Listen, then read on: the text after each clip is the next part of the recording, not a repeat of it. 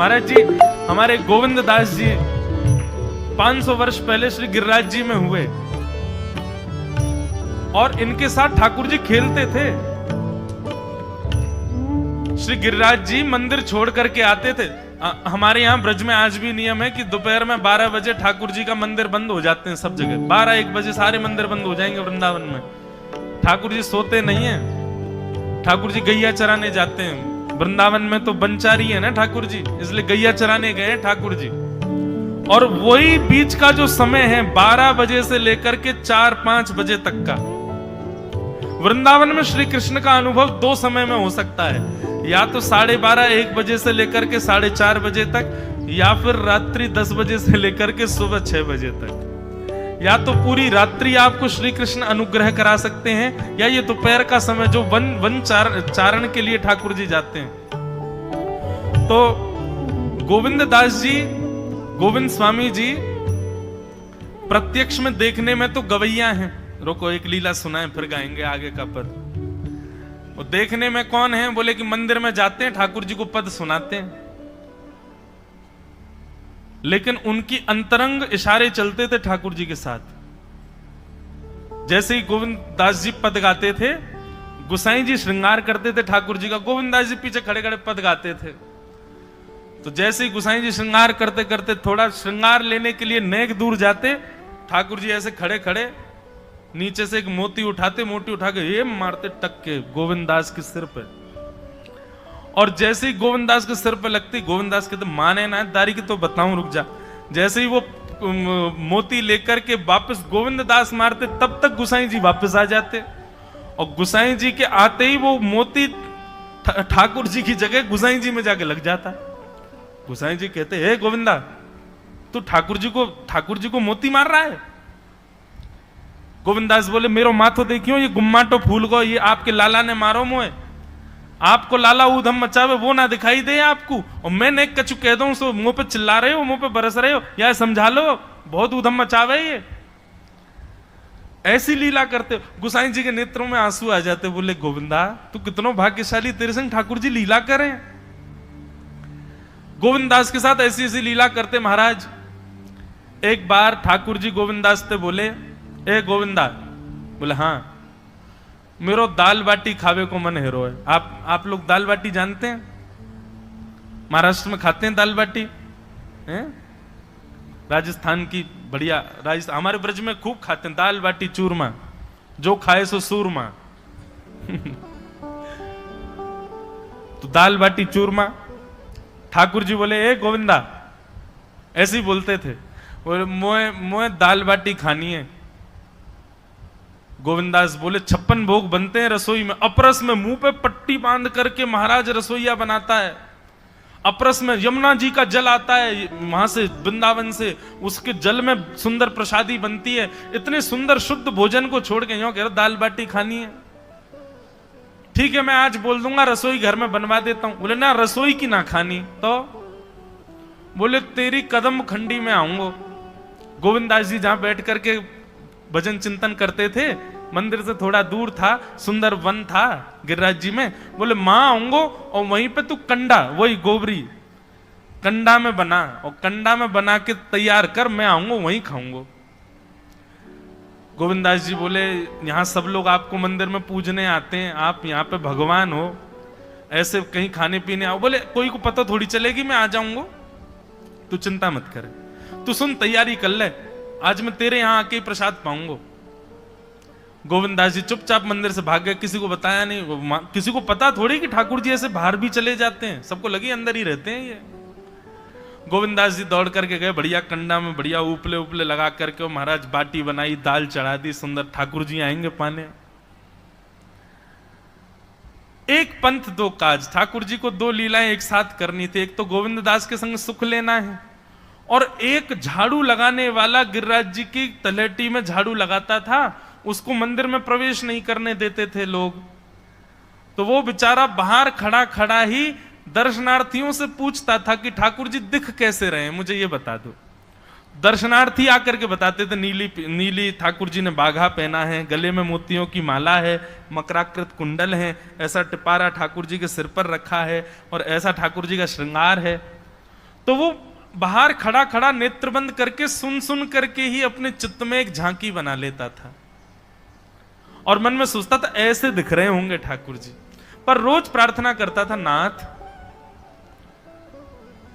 मुझे लगता है इस जन्म में तो आप मुझे कभी नहीं दिखोगे, भगवान इस जन्म में तो मैं आपके योग्य नहीं हूं, पर मेरे पर बस इतनी कृपा कर दो कि अगला जन्म मुझे दीजिएगा तो कुछ नहीं तो चेंटी बना देना, तो चेंटी बन करके मैं आपके 56 भोग में ही आ जाऊंगा, भीतर आके आपका दर्शन कर लूंगा, लेकिन मुझ पर अनुग्रह कर देना। ठाकुर जी उसके इस भाव से इतने रीझ गए। गोविंद दास को बोला था कि दाल बाटी खाने आएंगे, अब मंदिर बंद करके सब तो चले गए वहां से, सब लोग भोजनालय में भोजन प्रसाद पाने लगे। ठाकुर जी मंदिर से निकले अचक करके बाहर, गिरिराज पर्वत के ऊपर विराजते थे। जैसे ही बाहर निकल करके आए तो गिरिराज पर्वत के नीचे ही वही झाड़ू लगाने वाला उन नेत्रों से आंसू बह रहे थे। ठाकुर जी का चिंतन कर रहा था, आज ठाकुर जी ऐसे दिख रहे हैं, आज नीली पोशाक पहनी है, सिर पर चांदी का मुकुट पहना है, ठाकुर जी ने आज गुलाब का इत्र लगाया है, ठाकुर जी के ऐसे ऐसे मकराकृत ठाकुर जी के कटाक्ष, वो सब चिंतन कर रहा था। ठाकुर जी नीचे उतर करके जाने लगे, इतने में ही ठाकुर जी ने लीला करी और जोर जोर से ठाकुर जी चिल्लाने लगे, अरे जल्दी ते आइयो, देखियो मेरे मेरे पाम में कांटो लग गयो, अरे जल्दी ते कोई आओ या कांटे को निकारो, मुझको तो बहुत दर्द है रो है, अरे भैया जल्दी आओ जल्दी आओ। अब ये स्वर जैसे ही सुना उस झाड़ू लगाने वाले ने, उसके नेत्र खुल गए, उसने देखा, बोले कि ये स्वर कहां से आ रहा है। उसने जैसे ही नेत्र उठा करके ऊपर देखा तो नीला बाघा पहना है, मोतियों की माला पहनी है, मकराकृत कुंडल पहना है, चांदी का मुकुट चमक रहा है मस्तिष्क पर, ठाकुर जी के केश घुंघराले लहरा रहे हैं और ठाकुर जी अपनो एक पाम हाथ में पकड़ करके और एक पैर पर लंगड़ी जैसे खेलते हैं ऐसे ठाकुर जी कूद रहे हैं यहां से वहां। नीचे से झाड़ू लगाने वाले लिखे, अरे ऐसा पुरुष तो मैंने जीवन में कभी नहीं देखा, ये कैसा पुरुष है। नीचे से ही ठाकुर जी को देखने लगा, अब स्वरूप उसको पता था तो उसने कही ये जरूर ठाकुर जी होंगे, वहीं से प्रणाम करें। ठाकुर जी बोले प्रणाम कर रहा हूं, दारी के जल्दी ऊपर आ, कांटो लगो मेरे पाम में या को निकार। बोलने लगा, बोले मैं ऊपर नहीं आ सकता, गुसाई जी मारेंगे, सब लोग डांटेंगे मुझे। अरे नहीं गुसाई जी ऐसा कुछ ना कहें, ये सब तो बाहर के लोगों ने नियम बना दिए, मैं तो सबसे मिलूं, तू आजा जल्दी ऊपर। जैसे ही ऊपर गया, ज्यों-ज्यों ठाकुर जी के समीप जाए त्यों-त्यों उसके नेत्र सजल होते जाएं। ठाकुर जी के बिल्कुल समीप पहुंच गया। भगवान बोले देख काई को रो भैया, जल्दी कर, मेरे पाम में कांटो लगो या को निकार। जिन चरण कमलों के स्पर्श के लिए सदा लक्ष्मी लालायित रहती है, ठाकुर जी ने उसकी गोद में अनायास अपने चरण रख दिए। बोले जल्दी कांटो निकार, कांटो लग गो मेरे पाम में।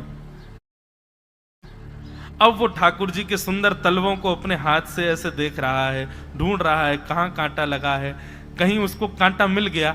अब इतने कोमल चरण ठाकुर जी के, उसके नेत्रों से आंसू भी गिरते जा रहे हैं, भाव विह्वल होता जा रहा है। मेरे सौभाग्य की सराहना, ठाकुर जी के इतने समीप। कांटा निकालने के लिए बार बार अपने अंगूठे से खींचे लेकिन कांटा नहीं निकले। ठाकुर जी बोले अरे जे हाथ ते ना निकलेगो। उसने पूछा कैसे निकलेगा? बोले अरे मेरो पाम पकड़ के अपने मुंह के पास ले जा और दांतन से निकाल, तब निकलेगा ये।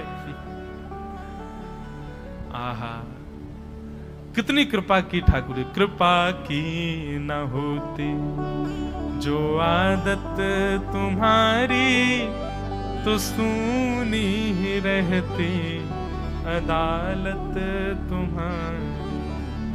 जो दीनों के दिल में जगह तुम न पाते तो किस दिल में होती हिफाजत तुम्हारी। कृपा की न होती जो आदत तुम्हारी तो सूनी ही रहती अदालत तुम्हारी।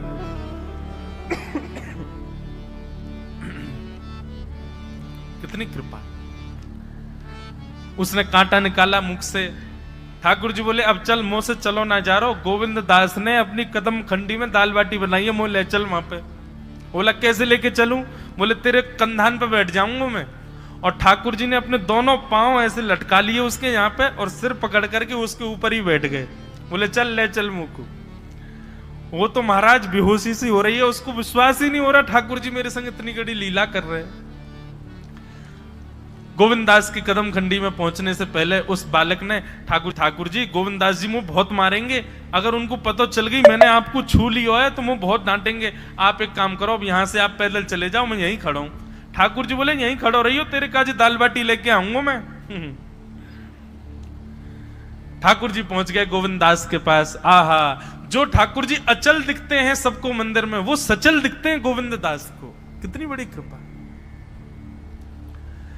गोविंद दास के यहाँ ठाकुर जी पहुंच गए और पहुंच करके ठाकुर जी बोले चल गोविंदा जल्दी खवा, मुझको तो बहुत जोर की भूख लगी है। गोविंद दास बोले हाँ हाँ विराजो।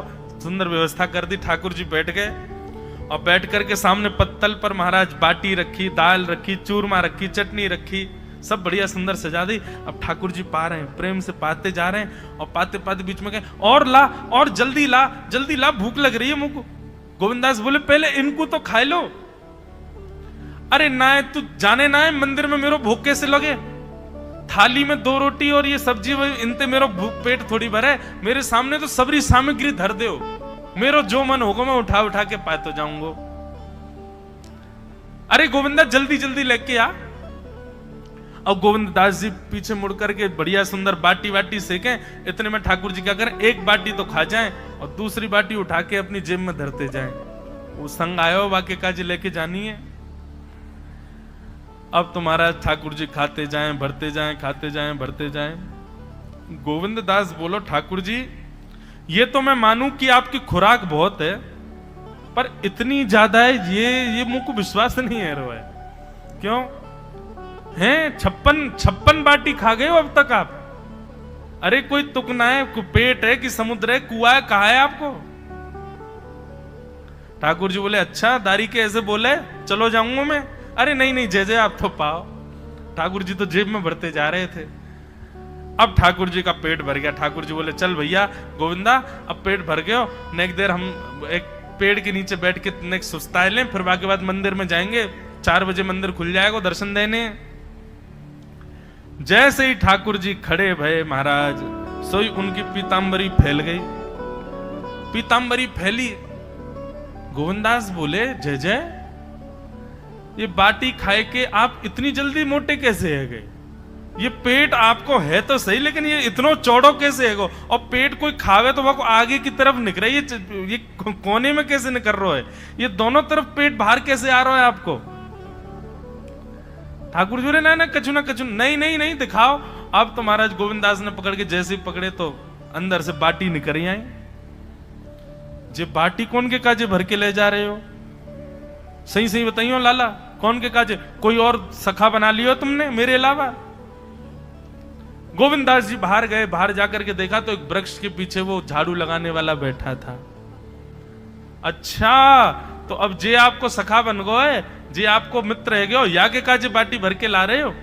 ठाकुर जी कहे अच्छा अरे भैया ठीक है, अब तू सबंत कह मत दियो कि मैं या के संग आयो, या के संग खेलूं। अरे बेचारो बड़ो प्रेम करे मोते, ये भूखो बेचारो, मैंने सोची या के काजे बाटी ले चलूं। गोविंद दास जी के चित्त में एक क्षण के लिए तो ये भाव आ रहा है कि ठाकुर जी कितने प्रेमी हैं, लेकिन बाहर से कैसा दिखा रहे हैं? बोले स्वयं ने इतने सारे ग्रंथ निर्माण करा दिए, 4 वेद लिखवा दिए, उन पुराणों में शुद्धि पवित्रता अपरसता सबके इतने नियम बना दिए, और खुद क्या कर रहे हो हैं? कोई के सिर पर बैठ के घूम रहे हो, कहीं जा रहे हो, कछु भी खा रहे हो। ठाकुर जी बोले अब ये सब नियम तो मानवन के लिए है ना, हम तो जय जय हैं, हम थोड़ी करेंगे इन नियमन को। बोले चुपचाप चलो और आचमन करो, शुद्धि करो, तब जाइयो मंदिर में। वहीं गोविंद कुंड के पास में गोविंदास जी ने जबरदस्ती ठाकुर जी बैठा दिए। बोले हाथ में जल लो। ठाकुर जी जल लेकर के बैठे। बोले अब करो अपवित्र पवित्रो वा सर्वावस्थांगतो पिवा। ठाकुर जी आचमन कर रहे हैं, अपनी पवित्र कर रहे हैं ऊपर से लेकर नीचे तक। इतने में ही गोविंद दास बोलते बोलते बोलते बोलते पीछे के गए और ठाकुर जी की पीठ पे जाकर के एक धक्का दियो महाराज, पूरे ठाकुर जी डुबा दिए कुंड में। ठाकुर जी पूरे ऊपर से नीचे तक भीज गए। ठाकुर जी बोले दारी के तेरी शिकायत करूंगो, गुसाई जी ते कहूंगो तू ऐसे करे मेरे संग। गोविंदास बोले मैं बता दूंगा तुम कौन कौन के कंधान पे चढ़ के घूमो। आप मंदिर के लिए इतना नियम बना रखो है, नहा के आओ, धो के आओ, हाथ पांव खासा करके आओ, और कुछ अपवित्र वस्तु मत छीलेना, अपरस में रहना, गीला वस्त्र तन पे होना चाहिए। आपकी सेवा के लिए इतने नियम, और खुद क्या कर रहे हो? ऐसे गोविंद दास वो कह रहे हैं, यद्यपि रूप गुण शील सुधरता, इन बातन न रिझई है, प्रीतम प्रीत ही सोई। राधे राधे प्रिय साथियों, एक समय की बात है जब श्री गोविंददास जी ठाकुर जी के साथ गहरे प्रेम और भक्ति में डूबे रहते थे। वे ठाकुर जी के संग हर पल बिताने के लिए तत्पर रहते थे, चाहे वह मंदिर में हो या बाहर। एक दिन ठाकुर जी ने गोविंददास जी से एक सरल सी इच्छा व्यक्त की, गोविंदा मुझे दाल बाटी खानी है। लेकिन जब गोविंददास जी ने उन्हें मंदिर के शुद्ध प्रसाद की बात की, ठाकुर जी ने कहा, मुझे तो उसी कंडे पर तैयार दाल बाटी चाहिए जहां तुम साधारण रूप से भजन करते हो। गोविंददास जी को यह आश्चर्यजनक लगा, लेकिन उन्होंने पूरी श्रद्धा से ठाकुर जी की इच्छा पूरी की। वह सचमुच अपने हृदय में उनके प्रेम को महसूस कर रहे थे। ठाकुर जी की लीला यहीं समाप्त नहीं हुई। उन्होंने गोविंददास जी को यह सिखाया कि भक्ति और प्रेम का कोई विशेष स्थान या शुद्धता नहीं होती, यह तो मन के भावों की शुद्धता है। ठाकुर जी खुद भक्ति के साधारण रूप को अपनाकर यह दिखाते हैं कि आंतरिक शुद्धता और प्रेम की कोई सीमा नहीं होती। सच्ची भक्ति तो उस परम प्रेम से जुड़ी होती है जो हर पल हमें ठाकुर जी के साथ जोड़ता है। ठाकुर जी ने यह भी सिखाया कि हर कर्म, हर भावना और हर आचरण में परमात्मा का प्रेम देखने का तरीका ढूंढना चाहिए। हमारे जीवन में भी यही सीख है कि भक्ति का असली रूप हमारी आंतरिक भावना और प्रेम से ही प्रकट होता है, न कि बाहरी नियमों और शुद्धताओं से। अगर हम अपने दिल में भगवान का प्रेम समर्पित कर दें, तो वह हर कर्म को पवित्र बना देता है। राधे राधे।